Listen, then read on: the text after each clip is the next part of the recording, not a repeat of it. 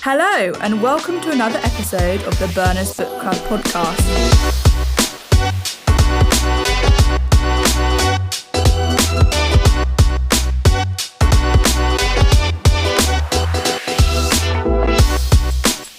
I'm joined here today with our head of English, Leo Goldsmith, and some of our A-level English pupils, Mimi and Thea.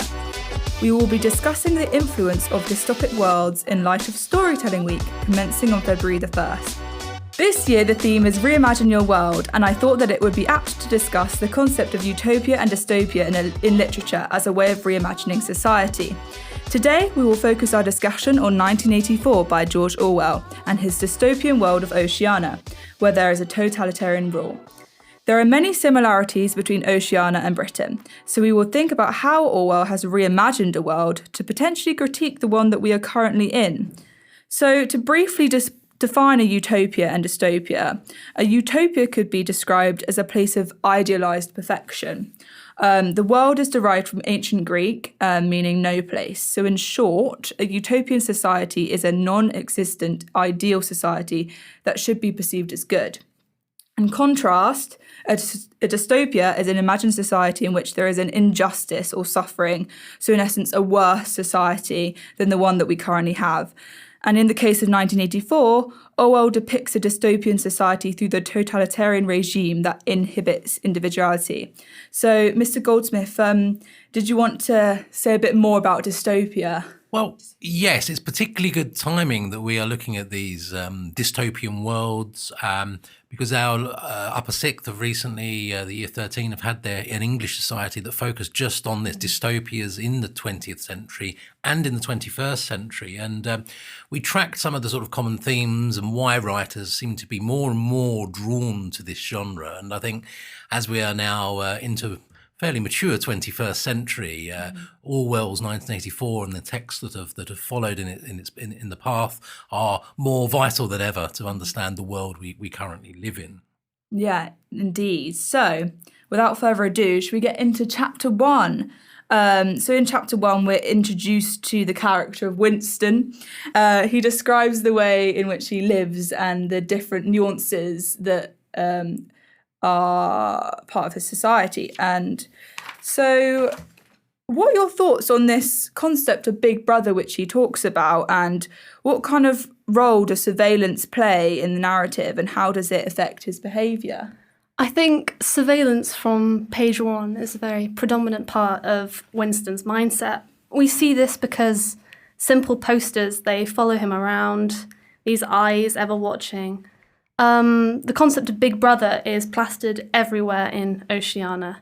In this case, it's in the stairwell of his apartment, and it features a massive face. And I think it's really interesting that it's kind of subliminal surveillance. The idea that even without a camera, you're being watched. And that leads into the idea of self-censorship and continuous monitoring. Definitely. And how does this kind of relate to the modern day concerns about privacy? Because, now there's AI, all things like that. How does Orwell kind of foreshadow? I think that Orwell's work is particularly interesting because it relates to us on a lot of different levels. Part of what makes his world building and his story so sort of enticing and so troubling at the same time is because it adapts so many of the things that are very much normal in our society today. Considering that he was writing in 1948, I think it's particularly interesting that now when we read the novel and when I think of the telescreens, which both put out images and both record, I think of phones and I think of the fact that when you're scrolling, if you've been talking about, I don't know, maybe a cat litter tray or something, you might get an advert for one, and that's very spooky. It is very spooky. There's 2 quotes here that really stand out. There was, of course, no way of knowing whether you were being watched at any given moment. And that's interesting, isn't it? Because obviously in the 21st century, sometimes we are actively trying to push ourselves out there, thinking of the world of influencers, of the world of TikToks and people producing content. But there's a sense here, isn't there, of these people are not willing content providers. They are unwilling parts of this totalitarian state who feel constantly watched and harassed, and that power is there, and it's troubling, as you said. But at any rate, they could plug in your wire whenever they wanted to. Also, they don't know whether they're being monitored necessarily. It's the random nature, isn't it? It kind of, I think it ties into, we were discussing this earlier, the Nazi kind of block warden existence, that you know that someone within your neighbourhood probably is an informant. But the idea that you never know who makes you criticise your own responses and be very kind of... It ties into the idea of collectivism. Individualism is made dangerous in a situation where kind of uniformity is pushed as the ideal. What I kind of thought was interesting, I don't think this is in chapter 1, but later on in the novel, it says about how children give up their own parents, and there's not supposed to be this individual family unit, but rather you're supposed to kind of have a family with the party, and children aren't your children necessarily, they're just children of the party, and you're supposed to snitch, if you will, on your parents if they go against the party in any way. That model of 20th century totalitarianism saw that as the party and the state being more powerful than the family unit, and your ultimate fealty and loyalty is owed to the party, and indeed, as you said, embodied in the figure of Big Brother here. Definitely. I just kind of wanted to zone in on the concept of the thought police here. I see it in chapter 1, again, where it says it's plugged in on any individual wire. So what is this concept of the thought police that Orwell was trying to convey? I mean, they're, without giving too many spoilers away for the whole of the novel, they're in the first chapter. They're very much they're absent, but they're hints of their potential power are being given, and it's part of the reason why Winston is at the beginning so riddled with tension. He's also in quite poor health himself. I'm also struck by how, even though we have these powerful opponents with the thought police and the inner party who are mentioned, the world in Oceania, is crumbling. It's it seems quite weak and quite degraded in many ways, and Winston himself is kind of physically frail even for his age, and I think it's interesting where such power lies. You still don't get the impression that this is a completely impregnable state, that actually the thought police cannot be completely powerful. And indeed, Winston finds a place where he can move himself just out of reach to write in this in this diary. Yeah, that's interesting. Is the fact that when he writes in this diary, that's a kind of act of rebellion, the act of writing, and if that the party only has this control by eliminating people who have individualistic tendencies. So there's no thought, that you can't write things down, you can't have that individual opinion. So how does Orwell use language if we think about when he writes things, when Winston writes things down? How does Orwell use language as a tool for control in the novel? I think it's really interesting. Orwell describes how the pen itself has become an archaic instrument, and how the language of newspeak, this very restricted vocabulary that the party now kind of gives out, has led to a lack of communication between people in an emotionally deep way. And so the kind of this militarization of people's own interactions via the alphabet means that there's no longer an ability to express discontent or rebel, because there's simply not the words to do that. And that kind of makes his writing even more powerful, because even though kind of he starts off very unsure of even what to write, the fact he's writing in and of itself is quite powerful. Yeah, I definitely agree with that.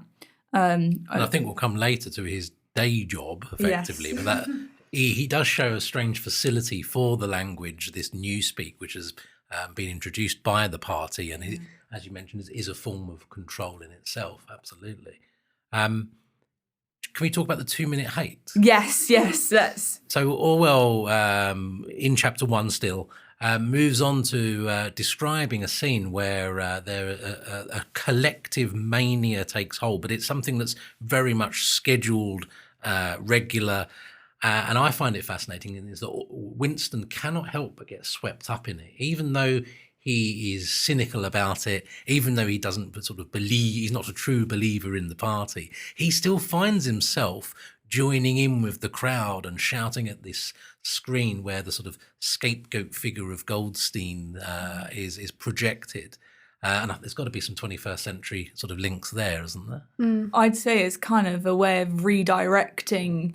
The party knows that people aren't happy with them, so they've got to redirect that hatred towards something else. So if we think about today, when we feel hatred against some celebrity's done something else in the media, and our attention's drawn towards that instead, so we don't really focus on the things that truly matter in society, I'd say. I think it's a way of kind of creating a false sense of unity as well, because when you direct everyone towards a specific object of hate, for a little time you feel connected. And I think this links quite a lot to the salvaging that occurs in Handmaids. How even though everyone is miserable, there's a certain sense of joy that they get in this act of violence that's communal. And that's really disturbing in 1984 because it comes across as so routine. I'd say it's also interesting, the idea that as a collective, if you don't shout abuse and if you don't speak up, you are resisting. So passivity is a resistance in a form, and that is how the party is able to make sure everybody is towing the party line. So we can kind of bring that back again to Nazis and the idea of saluting. The fact that to salute is an active stance, however, that's just towing the party line. So if you do nothing, that passivity is resistance. Yeah, definitely. Really interesting. I kind of wanted to also look at the paradoxical party slogans, if we look at language as well. I mean, that's something in itself. It's war is peace, freedom is slavery, and ignorance is strength. So obviously, got two polar opposites here. What is Orwell trying to convey with this message? How does a party allow this to happen? Well, there's a projection of strength there for a binary to be kind of replaced with that definite is, isn't there? There's no doubt. There's no way of avoiding it. The statements are blunt and bold. They're also, the size of the letters, where they are placed is important. Even in the space on the white page, they're capitalized and just outside of the main parts of the paragraphs. And they're also, of course, embodied in the buildings themselves around the ministries.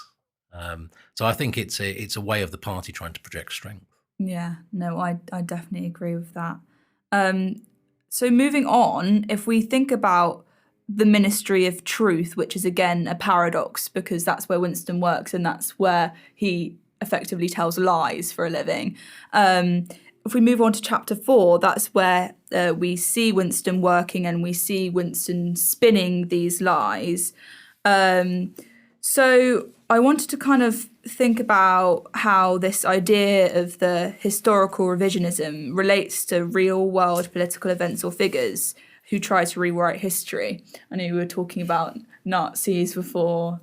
I think it's really relevant to bring in here the Stalinist regime that Orwell would have been experiencing at the time of writing, especially with the idea of the editing of photographs and the doctoring of economic values links really strongly to the targets that he'd initiate via the 5-year plans. I think Orwell actually mentions that the current society is in the 9th 3-year plan. Yeah. The idea that it's kind of a continuous cycle of progression to make everyone feel like there's a certain destination that they're getting to, but actually in reality, the figures aren't improving.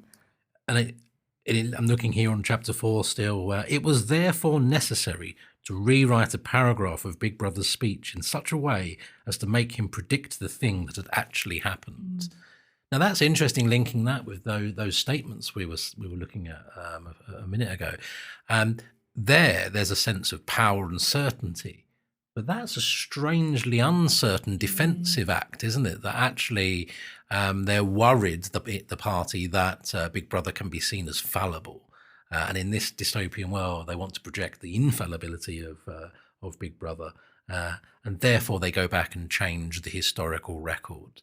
And of course, I think as humans, we find it particularly unsettling to think about something we thought being true being untrue according to the record. That's the whole 2 + 2 = 5. Which was actually said by Stalin as part of a way to hurry on the 5-year plan. So there's definitely a lot of historical echoes going on. Yeah, which is really interesting. It's interesting as well how they're not allowed to actually write. Going back to his writing in his diary, they have to speak right. They have to speak the lies that they're saying. Because if they write it down, effectively, that's also them committing to that lie even more.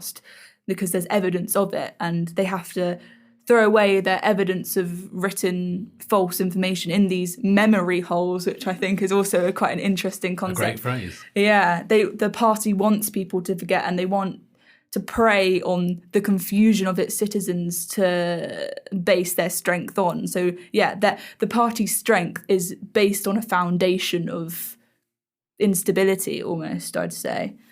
And of course, if you cannot be certain of what has been the part of record, and this is the problem moving from paper to electronic storage, which this begins to anticipate, doesn't it?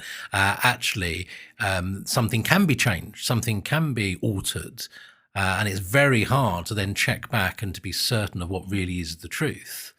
And I think that's a very troubling situation to be in, and one I think we're really struggling to get to terms with in 2025. Yeah, I'm constantly thinking of when you use AI, and AI gets some of its information on false information, and that's how there's that constant circular spread of misinformation, because people have been feeding it lies, and then it's thinking that the lies are truth, which is an interesting concept in itself. I also kind of wanted to focus on the phrase that Winston has used here. He said that it was thought necessary to alter, as the official phrase had it, to rectify. So this phrase, to rectify, it's not to actually alter, or it's not to, in the sense, spread the misinformation. It's to say it was true. So this false information was never a lie. It was just incorrect, yes, misinformed. Exactly. I think that's a key thing to note as well. And especially with the sense of the Ministry of Plenty's figures, they said that there were lots of chocolate rations and now weren't. And all of these lies are retold for strength. But of course, Winston is not a resistor here. He is participant, isn't he? He works at the ministry. Yeah. He takes some pleasure, according to Chapter 4, in his job. He's quite good at his job. And what does that tell us about the average person, perhaps, who lives under one of these regimes? I think that or at least I find Winston a very human character. I think that by giving him these faults, Orwell makes us more empathetic to him. And the idea that he's enjoying creativity wherever he can find it within the system, I think, is something that we can all relate to, even if that means creating a fake war hero and putting it in the records. So, yeah, I think the fact that Winston finds pleasure in towing the party line is understandable, as well as the fact that he believes, or at least the justification that he gives us, is that the information he is doctoring was never true in the first place. And so he's exchanging lies for more lies. Yeah.